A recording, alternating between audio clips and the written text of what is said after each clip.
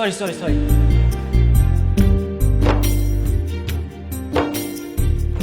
It's okay. Excuse me, জি বলুন। আসলে ভার্সিটির লাইব্রেরিটা কোন দিকে বলতে পারবেন? লাইব্রেরি? আমি তো নতুন, আমি জানি না, আমিও খুঁজতেছি। ও আচ্ছা, আপনিও ফ্রেশার? তাহলে তো আমরা ফ্রেন্ড হতে পারি, কি বলেন? হ্যাঁ ফ্রেন্ড। হ্যাঁ শিওর। আচ্ছা চলুন তাহলে আমরা দুজন লাইব্রেরিটা খুঁজে বের করি।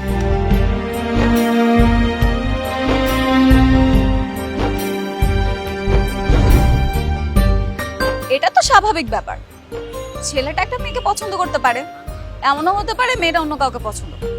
কেন পছন্দ হবে কেন? কেন পছন্দ হতে পারে না? না হতে পারে না, যাকে তাকে দেখে ক্রাশ খেয়ে বসে থাকবে কেন? এমনও হতে পারে মেয়েটার একটু ভালো লাগা কাজ করে ছেলেটার জন্য, আফটার অল ওরা ভালো বন্ধু। এমনও হতে পারে মেয়েটা এখনো সিঙ্গেল। আসলে তুই সত্যি বলছিস? গেস করলাম, আমি কিভাবে বলবো? ডায়েরিটা পুরোটা পড়ে দেখ, তাহলে জানতে পারবে। এই একদম ঠিক বলছিস। আচ্ছা আমি এখন বাসায় যাচ্ছি, তুই বাসায় যা। কি আশ্চর্য, এখনই চলে যাবি? হ্যাঁ এখনই যেতে হবে, ডাইরেক্ট বাকিটুকু পড়তে হবে। তুই তোর বাসায় চলে যা, আমি চলে যাচ্ছি। আরে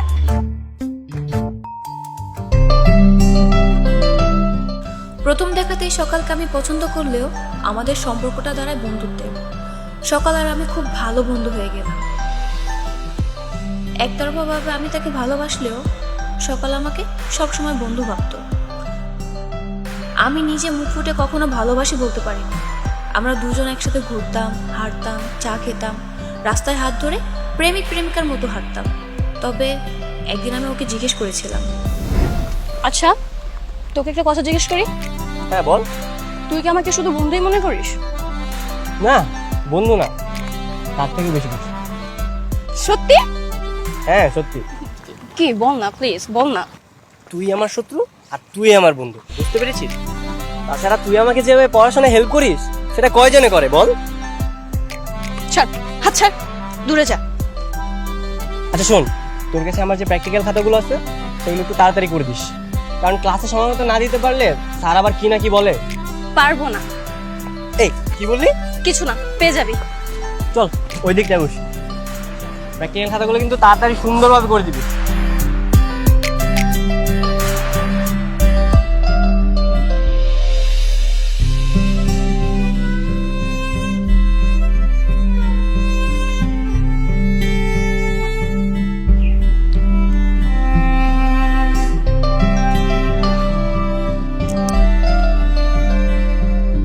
মানুষের জীবন কত অদ্ভুত, তাই না?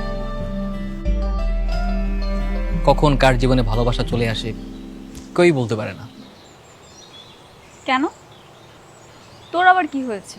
তুই কি আবার নতুন করে প্রেমে পড়লি নাকি? আরে না, লামা প্রেমে পড়ছে। ও আচ্ছা, নিশ্চয় ওর বেস্ট ফ্রেন্ডের প্রেমে, তাই না? হ্যাঁ হ্যাঁ। এটা কেমন ধরনের মেয়ে বল? বেস্ট ফ্রেন্ডের প্রেমে কেউ পড়ে? মেয়েটা একদমই সুবিধার না। তো অসুবিধার কি আছে? এই তুই ওর সম্পর্কে ভালো মতো জানিস? একটা মেয়ে সম্পর্কে ভালো মতো জানিস না, বুঝিস না, উল্টাপাল্টা কথা বলবি কেন তার সম্পর্কে? যতই হোক তাই বলে বেস্ট ফ্রেন্ডের প্রেমে পড়বে? এটা কোন ধরনের মানুষ? এই তুই লামা সম্পর্কে একটা খারাপ কথা বলবি না। তুই জানিস লামা কত ভালো একটা মেয়ে, রোমান্টিক মুডে প্রেমে পড়ে গেছে। এখন অনেক ভালো মেয়ে, তাই না? আমার তো মনে হচ্ছে তুই ওর ডায়েরিটা পড়ে ওর প্রেমে পড়ে গেছিস। বললে কি সমস্যা? ওর রোমান্টিক কাহিনী পড়তে আমার ভালোই লাগে। দেখিস ওর বেস্ট ফ্রেন্ডই ওকে একদিন ছেড়ে চলে যাবে, তখন না থাকবে বন্ধুত্ব, না থাকবে প্রেম। তুই না জেলাস একটা মেয়ে, কারো ভালো তোর সহ্য হয় না। তোর কোনো আইডিয়া আছে পৃথিবীতে কত বন্ধু তার বান্ধবী প্রেমে পড়ে? আসছে তাই বলে বেস্ট ফ্রেন্ডের প্রেমে পড়বে? কেমন বিরক্তিকর। এই এখন কিন্তু খুব বেশি বেশি হয়ে যাচ্ছে। তুই আমার বিরুদ্ধে একটা খারাপ কথা বলবি না, তাহলে কিন্তু আমি তোর সাথে আর কথা বলবো না। উফ বাবা ঠিক আছে, আমার ভুল হয়েছে, আমি মাফ চাচ্ছি, এই যে কাম ধরলাম। চল আয়। চল। সারাক্ষণ লামহা আর ডায়েরি।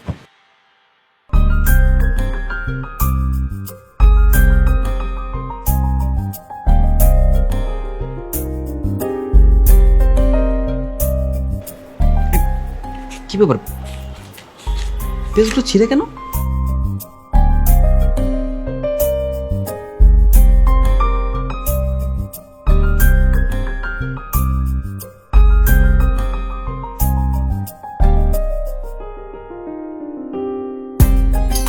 আমি এতদিন আদর করে যাকে সকাল ডাকতাম সে কে জানো?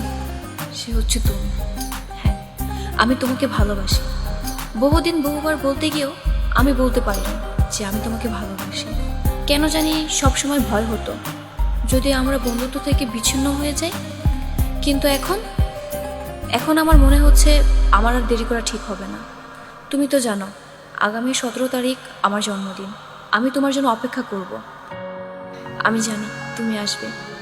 তুমি এসে আমাকে তোমার ভালোবাসা দিয়ে কাছে টেনে নেবে। আমি সারা দিন তোমার জন্য অপেক্ষা করব।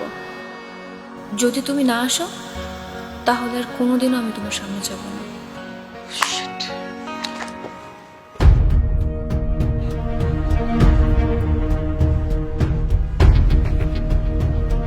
Hello Maria,